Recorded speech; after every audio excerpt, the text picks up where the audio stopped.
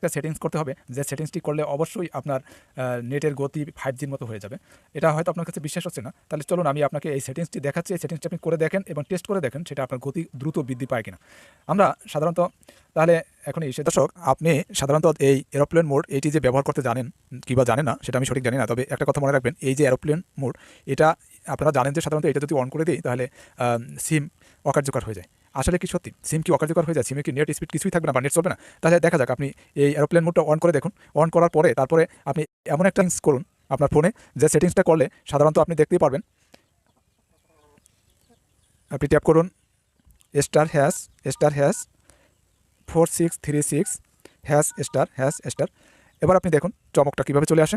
এখানে দেখুন আপনার ফোন ইনফরমেশন আছে উপরে লেখা। এই ফোন ইনফরমেশন যে চ্যাপ্টারটা আছে এখানে আপনি নিচের দিকে দেখুন মোবাইল রেডিও পাওয়ার, এটা একটু অন করে দিন। মোবাইল রেডিও পাওয়ার অন করে দিলেন। এখন আপনি দেখুন আপনার ফোনের স্পিডের দিকে লক্ষ্য করুন, আগের তুলনায় স্পিডটা কত দ্রুত